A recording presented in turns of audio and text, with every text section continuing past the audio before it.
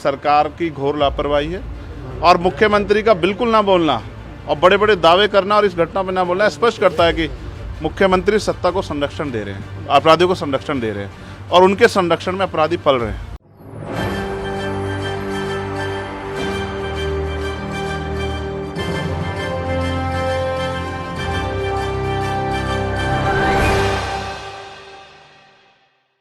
नमस्कार, मैं नाज़मीन खान और आप देख रहे हैं SPN 9 news. Bhim army chief Chandrashekhar Azad, यहाँ पर सीधे तौर पर उन पर हमला किया जाता है और हमले के बाद कई सच्चाइयाँ योगी आदित्यनाथ की खुलकर नजर आती हैं।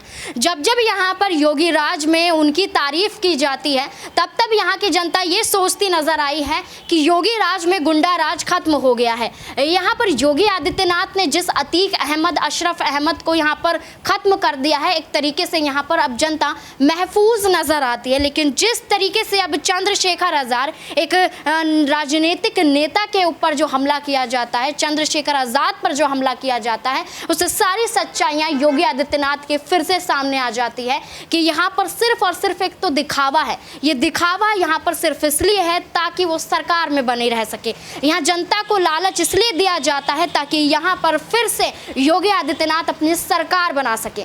लेकिन 2024 के लोकसभा चुनाव से पहले योगी आदित्यनाथ अपनी कुर्सी बचाने में कहीं ना कहीं विफल नजर आ रहे हैं, कहीं ना कहीं फेल नजर आ रहे हैं। और ये फेल होने की राजनीति सिर्फ और सिर्फ उनको लेकर इसलिए है क्योंकि सारी सच्चाइयां सामने आ जाती हैं। चंद्रशेखर आजाद की बात की जाए तो हमला होता है, गोली दागी जाती है, बाल बाल बच जाते हैं, लेकिन उसके बावजूद यहाँ पर भारतीय जनता पार्टी के कई ऐसे नेता हैं जो उन्हें जान से मारने की धमकी देते हुए नजर आते हैं और सीधे तौर पर चंद्रशेखर आजाद को जान से मारने की बात करते हुए दिखाई देते हैं। उसके बाद भी कोई एक्शन ना लेना भारतीय जनता पार्टी के नेताओं के खिलाफ ये साबित करता है कि भारतीय जनता पार्टी महिला पहलवान खिलाड़ियों के मुद्दे पर बृजभूषण शरण सिंह पर भी कोई भी एक्शन नहीं लेगी और चंद्रशेखर आजाद पर जो बयान दिया गया है, जान से मारने की धमकी दी गई है, उस पर भी कोई भी संज्ञान लेते हुए नजर नहीं आएंगे। तो जो सीधे तौर पर चंद्रशेखर आजाद डंके की चोट पर बोलते हुए नजर आते हैं कि अब योगी आदित्यनाथ की सरकार ज्यादा दिनों तक यहाँ पर चलने वाली नहीं है और यहाँ पर चंद्रशेखर आजाद ने कहा है कि सारी वो खुलकर सामने रखेंगे और सुप्रीम कोर्ट में इस पूरे मामले पर अपनी जीत भी हासिल करते हुए नजर आएंगे। क्या कुछ चंद्रशेखर आजाद कहते हुए नजर आ रहे हैं, देखिए इस रिपोर्ट में। ये आज का हमला नहीं है, ये तो हमला वंचितों पे सदियों से होता है और ये कोई पहला वंचित वर्ग का कोई व्यक्ति नहीं जिसकी जान पे बनाई है। ऐसे बहुत सारे इंसिडेंट हुए, बहुत सारे लोगों की जान गई, लेकिन आज कानून का राज है। जब मेरे जैसे व्यक्ति के साथ ये हो रहा है तो आम वंचित वर्ग के व्यक्ति के साथ क्या होता है, उत्तर प्रदेश में क्या लॉ एंड ऑर्डर है, इसको हमें समझना चाहिए। और अब तक क्या कार्रवाई, ये 24 घंटे ज़्यादा आपके सामने है। मैं तो मौत और ज़िंदगी के बीच लड़ रहा था, लेकिन अपराधी अभी भी खुलेआम घूम रहे हैं। ये बिना सत्ता के संरक्षण के नहीं हो सकता है। क्या इंटेलिजेंस है पुलिस की, क्या उनके पास इंफॉर्मेशन है, सूत्र उनके बहुत बड़े बड़े हो जाते हैं। अब तक क्यों आरोपी गिरफ्तार नहीं हुए? गाड़ी भी बरामद इसलिए हुई क्योंकि गांव वालों ने बता दिया कि मीरकपुर में कोई गाड़ी खड़ी करके गया है। अब तक लोग नहीं मिले। ये वंचितों का बेटा है, अगर मर भी जाएगा तो क्या फ़र्क पड़ेगा, लोग भूल जाएंगे।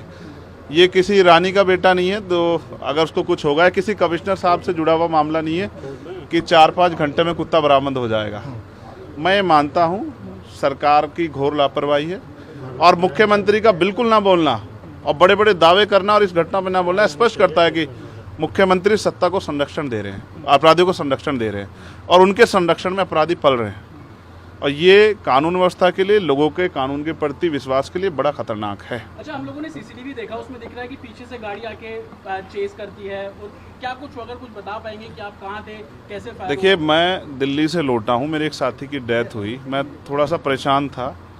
फिर उस डेथ की सूचना के बाद मुझे आना था देवबंद में। हमारे एक साथी की माताजी की डेथ हो गई थी, उनके यहाँ रस्म पगड़ी का कार्यक्रम था।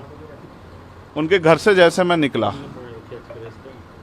सहारनपुर की तरफ मुश्किल से 50 मीटर चला होगा, एक गाड़ी आती है। मैं फ़ोन पे थोड़ा मेरा ध्यान था, उसने जो वहाँ से गोली चलती है और वो गोली मेरे कान के पास से निकलती है। मैं अपने साथियों को कहता हूँ कि गोली चली है। पहले मुझे लगा, उस आवाज़ से लगा पटाखा है, लेकिन बाद में जब वो वाइब्रेशन हुई जाते हुए तो मुझे एहसास हुआ गोली, और वो गाड़ी में टकराई भी। फिर दूसरी गोली जब मुझे लगी, बुलेट जो चीरती हुई लोहे के हिस्से को गाड़ी के, और वो मुझे लगी, तब मुझे एहसास हुआ कि हम गिर गए। फिर तीसरी गोली चली, इसने मेरा आगे वाला शीशा पूरा डैमेज कर दिया। चौथी गोली पे मैं नीचे हो गया, जो गोली आपने देखा कि वो सीधी उसमें लगी, अगर मैं नीचे ना होता तो वो मेरी छाती के आर पार चली जाती। फिर वो गाड़ी 10 मीटर आगे जाकर रुक जाती है, वो 2 हवा में फायर करते हैं जैसा मैंने देखा, और फिर उन्होंने फिर हमारी गाड़ी फायर किया। वो फायर जो है गाड़ी के नंबर प्लेट पे लगी। मेरा ये मानना है, उनको ऐसा लगा होगा कि हमने जो काम करने आए थे वो कर दिया, अब ये मर गया, शायद जैसा पहले कई घटना में हो। फिर वो शायद सरेंडर करने के मूड में थे, लेकिन जैसे ही मनीष ने गाड़ी को मेरे कहे से यू टर्न लिया, उनको समझ आया कि ये जिंदा है, तब वो वहाँ से भागे। हमने पुलिस को बताया कि ये गाड़ी का नंबर है, फिर उन्होंने उसको इंक्वायरी किया। पुलिस के अच्छे अधिकारी यहाँ हैं, उम्मीद है वो अच्छा काम भी करेंगे, लेकिन ये स्पष्ट हुआ कि अपराधियों में कोई डर भय नहीं है। कितने लोग थे? 3 लोग थे, 2 लोग असले से हमला कर रहे थे, एक व्यक्ति गाड़ी चला रहा था। चंद्रशेखर जी, कोई थ्रेट कॉल आया हो आपको इससे पहले, कोई धमकी? पिछले कई सालों से आ रही है, मैं लगातार पुलिस को इंटीमेट भी करता रहता हूँ। मैंने डीजीपी को भी लिखा, गृह मंत्री को भी लिखा, मुख्यमंत्री को भी लिखा, यहाँ के पहले एसएसपी डीएम थे उनको भी लिखा, लेकिन डीएम साहब जो पिछले थे अखिलेश सिंह जी, उन्होंने साफ मना कर दिया कि चीफ मिनिस्टर नहीं चाहते चंद्रशेखर को सुरक्षा दी जाए। मेरे आज भी याद है ये बात, क्योंकि मैंने एलआईयू के अधिकारी द्वारा पूछा कि भाई मैंने आपको बताया थ्रेट भी है, फिर क्यों नहीं हो रहा है? तो उन्होंने कहा भाई ये सरकार का मामला, सरकार चाहे तो दे सकती। तो मैं चाहता हूँ मुख्यमंत्री इंतजार कर रहे हैं कब चंद्रशेखर मरे, उनका काम आसान हो, लेकिन उनको ये नहीं पता कि गरीबों की, कमजोरों की, शोषितों की बात करने वाला चंद्रशेखर इतनी आसानी से उनकी राह के रास्ते में से नहीं हटेगा। अतीक अशरफ के साथ जैसा हुआ वैसा ही कुछ होने वाला था, ऐसा आपको लगता है? अब आप इसका आकलन खुद करें कि क्या हुआ और क्या हो सकता था। आपके पास लैटरिन? एक और बात, मुझे ऐसा लगता है कल की घटना के बाद, इतने बड़े उसके बाद भी अगर मैं सुरक्षित हूँ तो हमारे संतों गुरुओं महापुरुषों का आशीर्वाद, हमारी करोड़ों बहनों माताओं का आशीर्वाद, बुजुर्गों का मेरे पास है। और मैं जो जिम्मेदारी मैं लेके मैदान में आया हूँ, बाबा साहब अम्बेडकर, माननीय काशीराम साहब, सदगुरु रविदास जी का जो बेगमपुरा राज का सपना है, मानवता के राज का सपना है, संविधान को लागू कराने का है, इन वर्गों को अधिकार देने का है, जब तक वो पूरा नहीं होगा मैं कहीं जाने वाला भी नहीं। गाड़ी को मीरकपुर में छोड़कर अपराधी भाग जाते हैं, तो उसको कुछ और बता रहे हैं, उसको कहानी कुछ और नया मोड़ देने की कोशिश हो सकता है वो चाहते थे जो गुजरों और दलित समाज में एकता बनी है वो एकता टूट जाए, ये होगा ही नहीं कभी, ठीक है, ये नहीं हो सकता है। पंचायत आप लोग कर रहे हैं अपनी मांगों को लेकर? हमारी लीडरशिप ने ये निर्णय लिया है कि जब 24 घंटे में गिरफ्तारी नहीं हुई तो हमें अपने लोगों को भी जवाब देना है, तो इसलिए शायद उन्होंने 3 तारीख का समय रखा है, मैं उसका हिस्सा बनूंगा। अमेठी के अंदर एक फेसबुक वायरल हुई है पोस्ट, जिसमें आपको मारने की वो की गई है, अमेठी क्षेत्रीय महासभा कई है उसके अलावा। ठीक है, देखिए लोकतंत्र है, उनके अधिकार है, मारे या छोड़े। मैंने कहा ना, मैं पहला थोड़ा ही हूँ जो मारा जा रहा हूँ या जिसको मारने का प्रयास किया, मुझसे पहले बहुत मरे हैं, लेकिन उनको कोई जान नहीं रहा था। मुझे लोग जानते हैं तो मेरी बात पे बात आगे बढ़ रही, लेकिन मैं अपने लोगों को मरने नहीं दूंगा, ये भी मैं उनको संदेश देना चाहता हूँ। घटना होने के बाद ये पोस्ट किया है अमेठी क्षेत्रीय महासभा से कि इस बार तो बच गया, अगली बार नहीं बचेगा। देखो, मैं गोली से डरता नहीं, मैं गोली से, बंदूकों से नहीं डरता हूँ, मैं संवैधानिक रास्ते से चलता हूँ, संविधान को मानता हूँ। गोली चलाने वालों को भी कहना चाहता हूँ कुदरत उनको सद्बुद्धि दे, गलत जगह पंगा ले रहे हैं।